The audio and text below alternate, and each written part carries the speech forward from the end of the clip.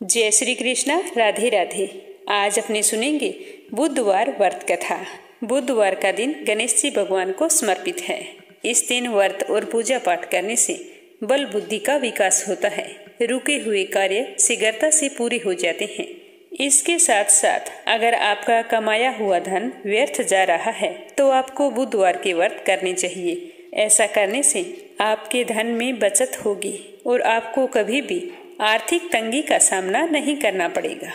तो आप सभी की मंगल कामना के साथ सुनते हैं बुधवार व्रत कथा। बोलो गणेश भगवान की जय हो। पार्वती नंदन देवादिदेव श्री गणेश जी को सिर झुकाकर प्रणाम करके अपनी आयु, कामना और अर्थ की सिद्धि के लिए उन भक्त निवास का नित्य प्रति स्मरण करें और सबसे पहले इन 12 नामों का जाप। पहला वक्रतुंड, टेढ़ी सूंड वाले, एक दांत वाले, काली और भूरी आंखों वाले। चौथा हाथी के समान मुख वाले। पांचवा लंबोदर, बड़े पेट वाले। छठा विकट विकराल। सातवां है विघ्न राजेंद्र, विघ्नों का नाश करने वाले राजाधिराज। आठवां है धूमर वर्ण, दूसर वर्ण वाले। नौवां है भालचंद्र, जिसके ललाट पर चंद्रमा सुशोभित है। 10वां है विनायक, 11वां गणपति और 12वां है गजानन। इन 12 नामों का जो पुरुष तीनों समय सुबह, दोपहर और सायंकाल को पाठ करता है उसे किसी प्रकार के विघ्न का भय नहीं रहता। इस प्रकार का स्मरण सभी सिद्धियां देने वाला है। इससे विद्या विलासी विद्या, धन विलासी धन, पुत्र की इच्छा रखने वाले को पुत्र और मोक्ष की प्राप्ति करने वालों को मोक्ष की प्राप्ति होती है। जो इस गणपति स्तोत्र का जप करता है उसे 6 मास में इच्छित फलों की प्राप्ति हो जाती है तथा 1 वर्ष में पूर्ण सिद्धि प्राप्त हो जाती है।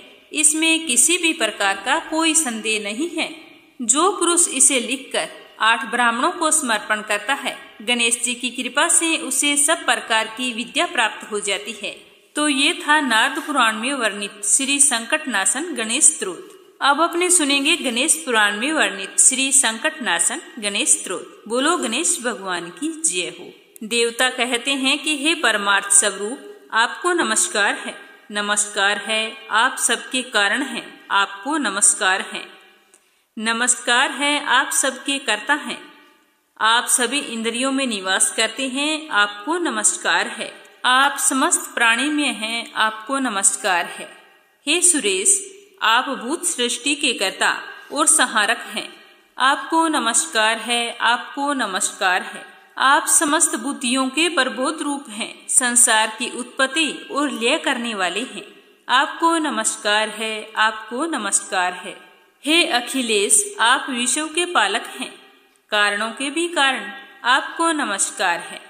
आप वेदज्ञों के लिए भी अदृश्य हैं, आपको नमस्कार है।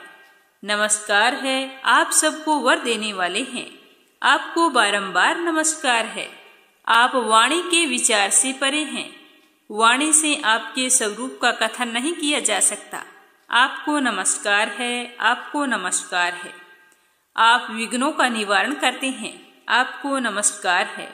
आप अभक्त के मनोरथ को नष्ट करने वाले हैं, आपको नमस्कार है।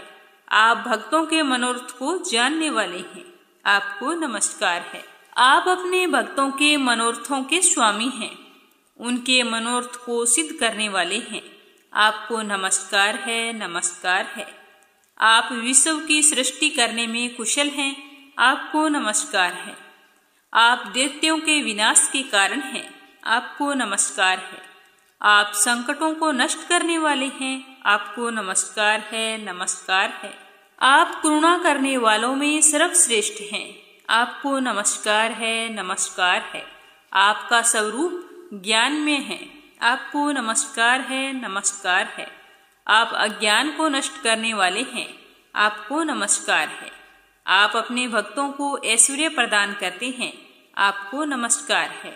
आप अभक्तों का ऐश्वर्य नष्ट करने वाले हैं, आपको नमस्कार है, नमस्कार है। आप भक्तों को मुक्ति देने वाले हैं, आपको नमस्कार है। आप अभक्तों को बंधन में डालने वाले हैं, आपको नमस्कार है। आप अलग अलग मूर्तियों में व्याप्त हैं, आपको नमस्कार है, नमस्कार है। आप तत्व बोध कराने वाले हैं, आपको नमस्कार है, नमस्कार है। आप तत्वज्ञों में सर्वश्रेष्ठ हैं, आपको नमस्कार है, नमस्कार है। आप समस्त कर्मों के साक्षी हैं, आपको नमस्कार है। आप गुणों के स्वामी हैं, आपको नमस्कार है। तो देवताओं के इस तरह से स्तुति करने पर गणेश जी बोले कि आप लोगों के द्वारा किया गया यह स्तोत्र मुझे अत्यंत प्रीति प्रदान करने वाला है। यह स्तोत्र संकट नाशन के नाम से विख्यात होगा, इसीलिए इसे पढ़ने वाले तथा सुनने वाले सभी लोगों के लिए यह मनोरथ को पूरा करने वाला होगा। जो भी गणेश जी का भक्त इसे तीनों समय पढ़ेगा उसके सभी कष्ट दूर हो जाएंगे और वह अपने जीवन में समस्त सुखों का भोग करेगा। तो यह था श्री संकट नाशन गणेश स्तोत्र। हमारी कोई भी मनोकामना हो जो लंबे समय से पूरी नहीं हो रही है, तो हमें इस श्री संकट नाशन स्तोत्र का पाठ आज से शुरू करना है और फिर नियमित रूप से करते रहना है। बहुत ही जल्द आपकी कोई भी मनोकामना हो वो गणेश भगवान अवश्य पूर्ण करेंगे। तो चलिए अब अपने सुनते हैं गणेश जी की कथा। बोलो गणेश गजानन की जय हो। एक समय की बात है, एक नगर में एक बुढ़ी माई रहती थी। वह मिट्टी के गणेश जी की पूजा किया करती थी। रोजाना वह मिट्टी का गणेश जी बनाती और बाद में उसकी पूजा अर्चना किया करती थी। लेकिन वह तो मिट्टी का होता था, इसीलिए रोजाना वो गल जाता था। लेकिन फिर भी बूढ़ी माई ने गणेश जी की पूजा करनी नहीं छोड़ी। एक दिन बूढ़ी माई ने देखा कि उसके पड़ोस में गणेश जी का मकान बन रहा था। वहां पर मिस्त्री लगे हुए थे, तो वो वहां पर गई और वहां जाकर बोली कि हे मिस्त्री, मुझे पत्थर का गणेश बना दो। मैं तो रोजाना गणेश जी भगवान की पूजा करती हूँ, मिट्टी का गणेश बनाती हूँ। जैसे ही पानी डालती हूँ तो वो तो पानी के साथ बह जाता है।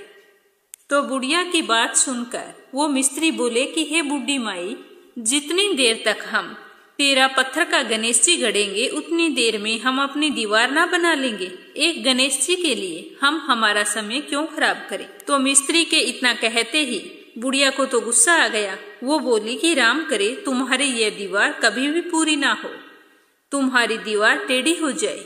इतना कहकर बूढ़ी माई तो वहां से अपने घर पर आ गई और पीछे से मिस्त्री ने देखा कि सचमुच दीवार तो टेढ़ी हो गई थी। उन्होंने उस दीवार को ढा दिया, दोबारा चिनाई शुरू कर दी। जैसे ही बनाई फिर वो टेढ़ी हो गई। तो इस तरह पूरा दिन मिस्त्री और मजदूर उसी दीवार को बनाने में लगे रहे। सुबह से शाम हो गई। शाम होते ही सेठ जी आया और उसने पूछा कि आज आप लोगों ने कुछ नहीं किया। तो मिस्त्री कहने लगा कि सेठ जी क्या बताएं, आज एक बुढ़िया आई थी, वो कह रही थी कि मुझे पत्थर का गणेश जी गढ़ दो। तो हमने तो गढ़ा नहीं, हमने सोचा कि हमें देरी हो जाएगी। तो उस बूढ़ी माई को गुस्सा आ गया। वो जाते जाते कह गई कि तुम्हारी दीवार टेढ़ी हो जाए, ये दीवार कभी पूरी ना हो। तभी से ये दीवार सीधी बन नहीं रही है। हमने ना जाने कितनी बार इस दीवार को बना दिया है, लेकिन ये बनाते ही टेढ़ी हो जाती है। हम तो पूरे दिन से इसी दीवार को बना रहे हैं। तो मिस्त्री की बात सुनकर सेठ जी ने बुढ़िया को वहां बुलवाया और कहा कि हे बूढ़ी माई, मैं तुम्हें सोने का गणेश जी बनवा कर दूंगा, पर हे माई, जो तुमने दोष लगाया है उस दोष को दूर करो और आप अपना आशीर्वाद दो कि यह मेरा मकान जल्दी से पूरा हो जाए। तो सेठ जी की बात सुनकर बूढ़ी माई बहुत ही प्रसन्न हुई और मन ही मन गणेश जी को याद किया। गणेश जी का स्मरण करते ही सेठ जी के मकान की दीवार सीधी हो गई। तो यह देखकर सेठ जी तो बहुत ही आश्चर्यचकित हुआ और फिर अपने कहे अनुसार बूढ़ी माई को सोने का गणेश जी बनवा कर दिया। उसी दिन से सेठ जी और सेठ जी के मिस्त्री मजदूरों सभी के मन में गणेश जी के प्रति श्रद्धा भक्ति जाग उठी और सभी ने गणेश जी की पूजा करनी शुरू कर दी। हे गणेश भगवान, जैसे आपने बूढ़ी माई की मनोकामना पूर्ण की वैसी सबकी करना, अपनी कृपा दृष्टि सदैव बनाए रखना। अब सुनेंगे दूसरी कहानी। बोलिए गणेश भगवान की जय हो। एक गांव में माँ बेटी रहा करती थी। एक दिन वह बेटी अपनी माँ से कहने लगी कि माँ, आज गांव के सभी लोग गणेश मेला देखने जा रहे हैं, तो मैं भी मेला देखने जाना चाहती हूँ। तो माँ ने कहा कि बेटा, वहां पर बहुत भीड़ होगी, तुम कहीं गिर जाओगी तो तुम्हें चोट लग जाएगी। तो लड़की ने कहा कि नहीं माँ, मैं तो जाना चाहती हूँ, आज मेरा भी मन है कि मैं मेला देखकर आऊं। तो उसकी माँ ने उसे रोककर कहा कि बेटा, जाने से पहले तुम ये 2 लड्डू ले जाओ और 1 लोटे में पानी डालकर दे दिया और कहा कि ये पानी और लड्डू ले जाओ, पहले इसे गणेश जी को खिला देना और थोड़ा सा पानी पिला देना। उसके बाद में जब गणेश जी खा ले तो तुम दूसरा लड्डू खा लेना और बचा हुआ पानी भी पी लेना। तो उस लड़की ने अपनी माँ की सारी बात ध्यान से सुनी और हाँ करके मेला देखने चली गई। मेला खत्म होने पर सारे गांव वाले अपने अपने घर वापिस आ गए, लेकिन वो लड़की वापिस नहीं आई। लड़की मेले में गणेश जी के पास बैठ गई और कहने लगी कि गणेश जी, 1 लड्डू और कुछ पानी आपके लिए है, तुम लड्डू खा लो और पानी पी लो। बचा हुआ 1 लड्डू और पानी मेरे लिए है। जब तक आप लड्डू और पानी नहीं लोगे तब तक मैं कैसे खा सकती हूँ। इसी तरह वह सारी रात कहती रही। कहते कहते सारी रात बीत गई, लेकिन गणेश जी तो नहीं आए। जैसे ही सुबह होने वाली थी तो गणेश जी सोचने लगे कि अगर मैंने यह लड्डू और पानी नहीं पिया तो ये लड़की अपने घर नहीं जाएगी और इसकी माँ घर पर इसकी चिंता कर रही है। तो गणेश जी ने यह सोचकर एक लड़के का भेष बनाया और वहां आकर बैठ गए। 1 लड्डू वहां से लिया, वो खा लिया और फिर थोड़ा सा पानी पी लिया। तो यह देखकर वो लड़की कहने लगी कि तुम कौन हो? तो गणेश जी ने कहा कि मैं गणेश जी हूँ, जिसे तुम सारी रात से पुकार रही हो। मैं तुम्हारी श्रद्धा भक्ति से बहुत ही प्रसन्न हूँ। तुम बोलो क्या मांगती हो? तो लड़के के भेष में आए गणेश जी की बात सुनकर लड़की मन ही मन सोचने लगी कि क्या मांगू, अन्न मांगू या धन मांगू या अपने लिए अच्छा सा वर मांगू, खेत मांगू या महल मांगू। इस तरह से वो अपने मन में सोच रही थी। तो गणेश जी तो उसके मन की सारी बात को जान गए। वो लड़की से बोले कि तुम जाओ, अपने घर जाओ, जो भी तुमने मन में सोच रखा है वो सारा तुम्हें मिल जाएगा। तो वह लड़की इस तरह से सुनकर बहुत ही प्रसन्न हुई और अपनी घर की तरफ चल पड़ी। जैसे ही वो अपने घर पहुंची तो माँ ने पूछा कि बेटा, इतनी देर कैसे हो गई? सारी रात बीत गई। मेरा तो चिंता के मारे बुरा हाल था।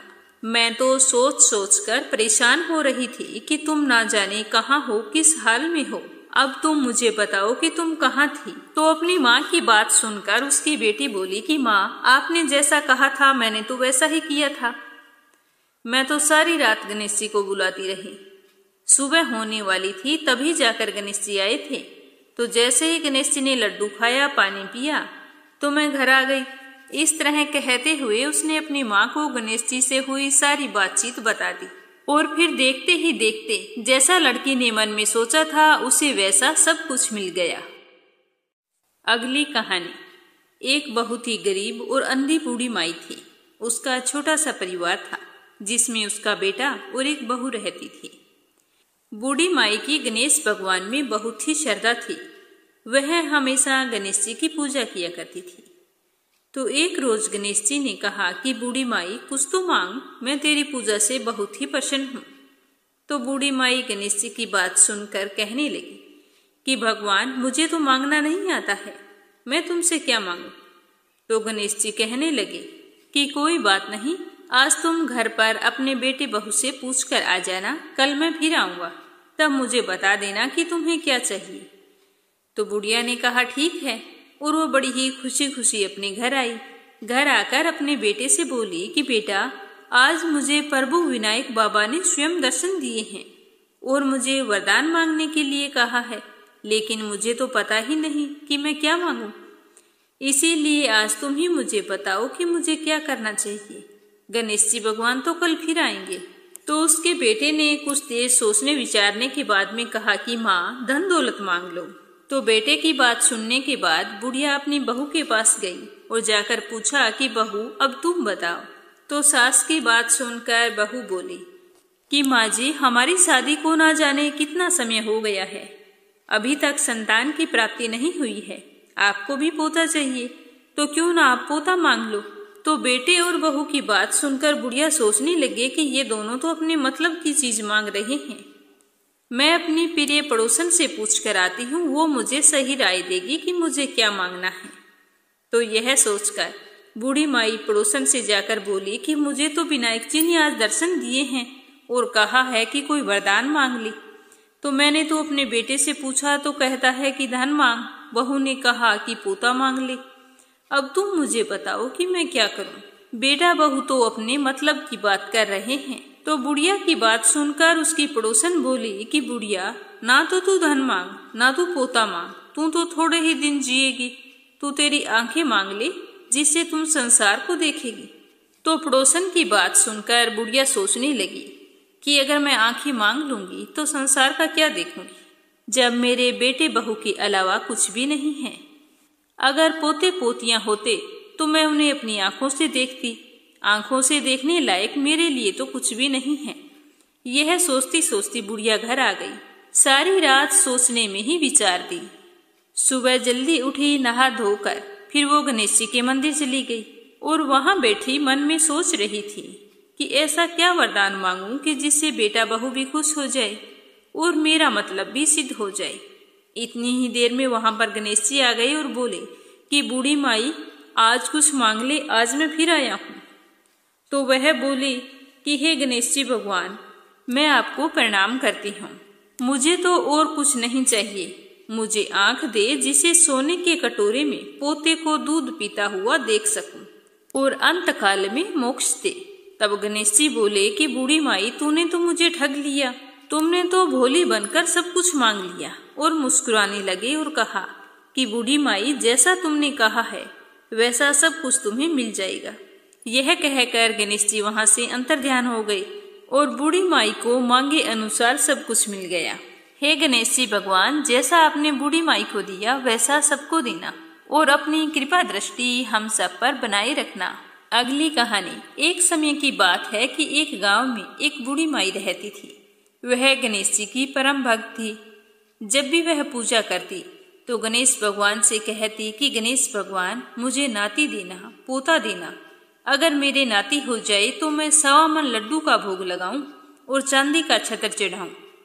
गणेश भगवान की कृपा से बूढ़ी माई की बहू ने बहुत ही सुंदर पुत्र को जन्म दिया। तो बूढ़ी माई ने ना तो भोग लगाया और ना चांदी का छत्र चढ़ाया। गणेश भगवान इस बात से नाराज हो गए और बूढ़ी माई के पोते को अपनी सूंड में छिपा लिया।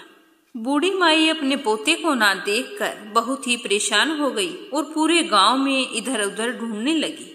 तो पूरे गांव में जैसे ही पता चला तो हल्ला मच गया कि बूढ़ी माई का पोता खो गया है, बूढ़ी माई का पोता खो गया है, ना जाने कौन ले गया। पूरे दिन सारे गांव वाले और बूढ़ी माई ढूंढ ढूंढ कर परेशान हो गए थे। अंत में बुढ़िया बिल्कुल थक कर हार गई, बिल्कुल बेबस, लाचार और आंखों से आंसू बह रहे थे। तो वो एक जगह बैठने लगी। तो बैठते समय बूढ़ी माई के मुंह से निकला कि गणेश भगवान, ना जाने मुझसे क्या गलती हो गई। तो इतना कहते ही बूढ़ी माई को अपना बोला हुआ प्रसाद और छत्र याद आ गया। तो वह भागी भागी गणेश जी के मंदिर गई। तो गणेश जी ने बुढ़िया को देखते ही उसके पोते को अपनी सूंड में से बाहर निकाल दिया। तो अपने पोते को सकुशल देखकर बुढ़िया बड़ी ही प्रसन्न हुई। उसके बाद बूढ़ी माई ने 2.5 मन लड्डुओं का भोग लगाया और चांदी का छत्र चढ़ाया। गणेश जी भगवान बहुत ही प्रसन्न हुए, जिससे बुढ़िया के घर में रिद्धि सिद्धि का वास हो गया। हे गणेश जी महाराज, जैसा आपने बूढ़ी माई को दिया वैसा सबको देना। कहानी कहने वाले को, कहानी सुनने वाले को, सभी पर अपनी कृपा दृष्टि बनाए रखना। प्रेम से बोलो गणेश जी भगवान की जय हो।